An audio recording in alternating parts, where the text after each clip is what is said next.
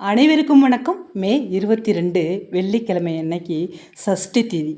இந்த வெள்ளிக்கிழமை, அதாவது சுக்கிரவார வெள்ளிக்கிழமையில் இந்த சஷ்டி திதி வருதுங்க. இந்த சஷ்டி திதியில் நம்ம முருகப்பெருமானை வழிபடுறது மிகச்சிறந்த நல்ல ஒரு பலன்களை கொடுக்கும்.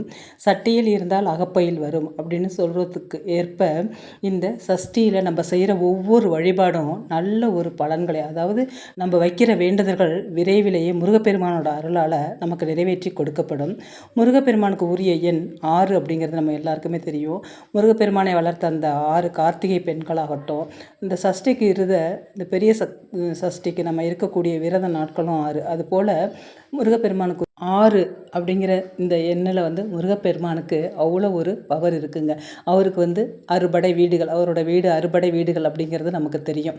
அதே போல் கார்த்திகை பெண்கள் அப்படின்னு எல்லாமே அவருக்கு 6, இந்த 6 எண் அப்படிங்கிறதுக்கு அவ்வளோ ஒரு பவர் இருக்குது. அவ்வளோ ஒரு நல்ல ஒரு எண் அந்த 6 அப்படிங்கிறது. முக்கியமாக சுக்கிர பகவானை வழிபடக்கூடிய இந்த வெள்ளிக்கிழமையில், இந்த மகாலட்சுமி தேவிக்கு உகந்த இந்த வெள்ளிக்கிழமையில் சஷ்டி திதியும் சேர்ந்து வர்றதுனால இன்றைக்கு நம்ம வைக்கிற ஒவ்வொரு வழிபாட்டு முறையும் கூடிய விரைவிலே நம்மளோட அந்த வழிபாடுகள் நிறைவேறும். நல்ல ஒரு சுபிக்ஷத்தை உண்டாக்கும். கூடிய விரைவிலேயே சுபிக்ஷங்கள் வீட்டில் நடைபெறத்துக்கும் செல்வ செழிப்பு ஏற்படுறதுக்கும் நல்ல ஒரு வாய்ப்பு.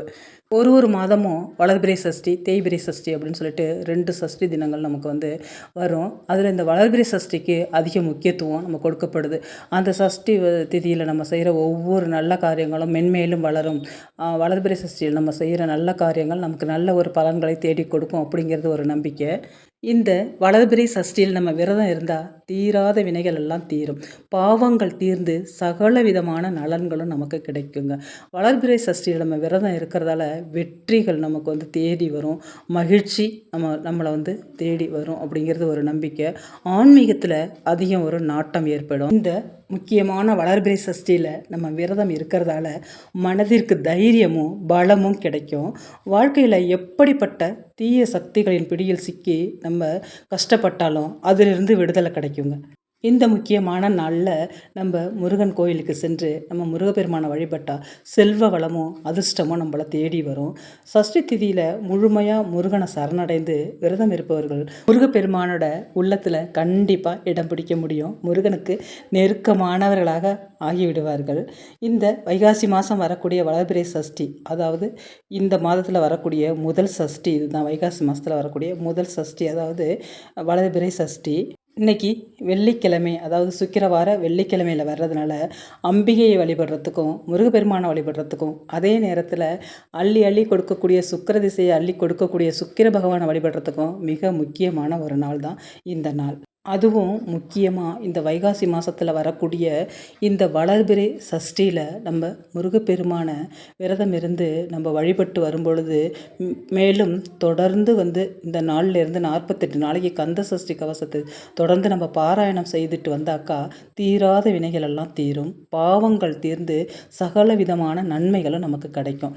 அதே போல் கந்த சஷ்டி கவசம் படிக்க முடியல அப்படின்னு உங்களுக்கு தோணுச்சுன்னா, ஓம் சரவண பவ அப்படிங்கிற இந்த மந்திரத்தை உங்களுக்கு எத்தனை முறை முடியுதோ அத்தனை முறை சொல்லலாங்க.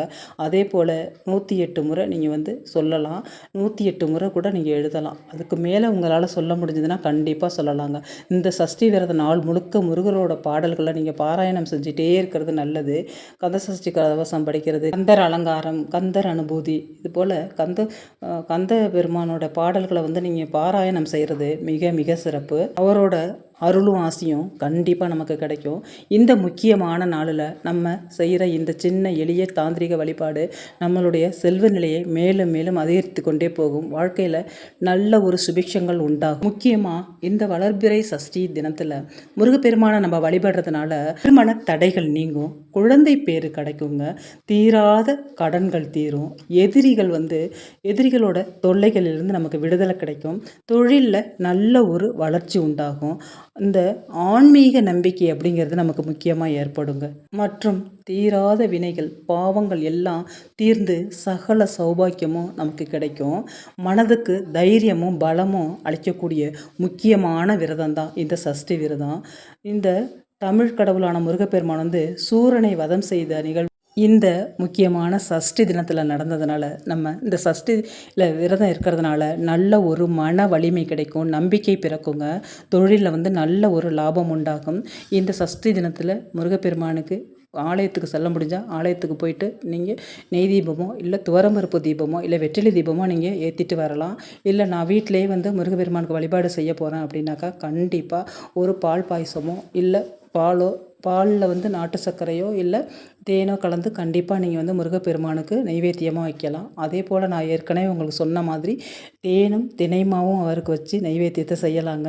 முடிஞ்சிச்சுன்னா கண்டிப்பாக அவருக்கு ஏதாவது நைவேத்தியம் வச்சு இன்றைக்கி வழிபாடு செய்கிறது நல்லது. இந்த இரவு வரைக்கும் நீங்கள் வந்து இந்த சஷ்டி திதியில் நீங்கள் காலையில் மிஸ் பண்ணிட்டேன், மதியானம் மிஸ் பண்ணிட்டேன்னா நீங்கள் இரவு வரைக்கும் நீங்கள் வந்து அவரோட வழிபாடை வேலைக்கு போகிறவங்கலாம் இருக்காங்க. அவங்க போயிட்டு வந்து தான் அந்த வழிபாடை செய்ய முடியும். அதனால் ஒன்றும் பிரச்சனை இல்லை. இந்த சஷ்டி வந்து திதி முடிஞ்சால் கூட அந்த நாளில் நீங்கள் வந்து இரவு வரைக்குமே நீங்கள் வந்து இந்த வழிபாட்டு முறையை செய்யலாம். வீட்டில் வந்து முருகப்பெருமானுக்கு ஒரு நெய் தீபம் ஏற்றி வச்சுடுங்க. நீங்கள் எப்போவுமே விளக்கேற்றுற மாதிரி ஏற்றி வச்சுட்டு முருகப்பெருமானுக்காக தனியாக ஒரு அகல் விளக்கில் ஒரு நெய் தீபம் ஏற்ற முடிஞ்சால் கண்டிப்பாக இன்றைக்கி நெய் தீபம் ஏற்றுங்க. இன்றைக்கி நெய் தீபம் ஏற்றுறது மிக மிக விசேஷம். ஒரு நெய் தீபம் ஏற்றி வச்சுட்டு ஒரு சின்ன தாம்பாளத்தட்டு எடுத்துக்கோங்க. தாம்பாளத்தட்டு இல்லைன்னா மண் தட்டு அப்படிங்கிறது மிக மிக விசேஷம். அந்த மண் அப்படிங்கிறதுக்கு அவ்வளோ ஒரு விசேஷம். மண் பாத்திரத்துக்கு அதுவும் மண் அகல் விளக்காக இருந்தாலும் சரி, மண் தட்டாக இருந்தாலும் சரி எடுத்துக்கோங்க. அதில் கொஞ்சமாக இன்றைக்கி வந்து சுக்கிரவாரம் அப்படிங்கிறதுனால மொச்சக்கடலையும் எடுத்துக்கோங்க. இந்த மொச்சக்கடலை நம்ம எதுக்கு எடுக்கிறோம், மொச்சப்பயிரை வந்து எதுக்கு எடுக்கிறோம் அப்படின்னு சொன்னாக்கா, இன்றைக்கி சுக்கிரனுக்கு உகந்த தானியம் வந்து இந்த மொச்சை. இது வந்து வெள்ளை மொச்சை வைக்கிறது இன்னும் விசேஷம். நான் இந்த சிகப்பு மொச்சை இருந்ததுனால சிகப்பு மொச்சை வச்சுருக்கேன். வைக்கலாமா சிகப்பு மொச்சைனா கண்டிப்பாக வைக்கலாம். உங்கள்கிட்ட வெள்ளை மொச்சை இருந்தால் கூட நீங்கள் வெள்ளை மொச்சை வச்சுக்கோங்க. இதை வைக்கிறதுனால பணத்தை ஈர்த்து கொடுக்கக்கூடிய முக்கியமான சக்தி இந்த மொச்சைப்பயிறு இருக்குது. அதே போல் இன்றைக்கி சுக்கிரவாரம் அப்படிங்கிறதுனால இந்த மொச்சைப்பயிறு வச்சு நம்ம இந்த தாந்திரிக வழிபாடை செய்யும் பொழுது கண்டிப்பாக நமக்கு வந்து நம்ம இன்றைக்கி நம்ம வைத்த கோரிக்கை அத்தனையும் இந்த சஷ்டி தினத்தில் நமக்கு நிறைவேறும். அதனால தான் வந்து நம்ம இன்றைக்கி இந்த மொச்சைப்பயிறு வைக்கிறோம்.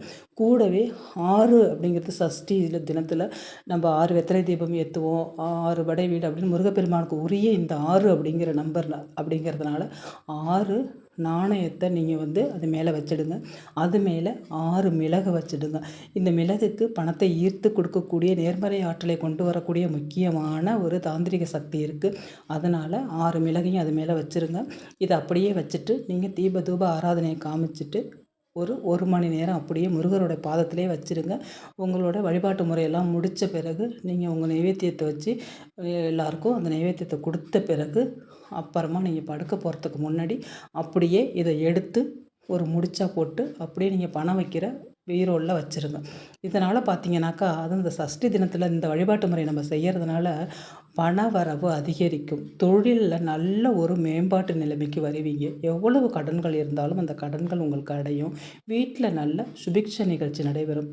அதாவது ஏதாவது வேண்டாத செலவுகள் ஆகிட்டுருக்கு அப்படின்னா இந்த ஒரு மிளகு, இந்த மொச்சைப்பயிறு, இந்த காயின் வச்சு நம்ம செய்கிற இந்த தாந்திரிக வழிபாடு கண்டிப்பாக அதுக்கெல்லாம் இடமே கொடுக்காது. நல்ல ஒரு பணவரவு இருக்குங்க.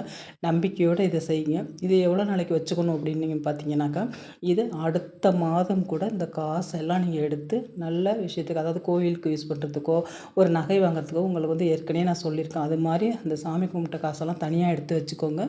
இந்த மொச்சைப்பயிறு, மிளகு எல்லாத்தையும் நீங்கள் வந்து முடிஞ்சால் தண்ணியில் விட்டுருங்க. இல்லை பறவைகளுக்கு கூட நீங்கள் போட்டுடலாங்க. ஆனால் கால்படாத இடத்துல போடணும். இல்லை நீர்நிலைகளில் விட்டுருங்க. ரொம்ப வந்து பூச்சி பிடிச்சி போகிற அளவுக்கு வச்சிடாதீங்க. ஒரு மாதத்துக்கு ஒரு நடை கூட நீங்கள் இந்த சஷ்டி தினத்தில் வளர்பிறை சஷ்டியாக இருந்தாலும் சரி, தேய்பிறை சஷ்டியாக இருந்தாலும் சரி, இந்த வழிபாடை நீங்கள் செய்கிறது மிக மிக விசேஷம். நம்ம சேனலை யாரும் ஃபாலோ பண்ணாமல் பார்த்துக்கிட்டு இருந்தீங்கன்னா ஃபாலோ பண்ணிவிட்டு பாருங்கள். நான் இன்னொரு வீடியோவில் உங்களை சந்திக்கிறேன். இந்த வீடியோ பார்த்த அனைத்து நல்லுள்ளங்களுக்கும் நன்றி.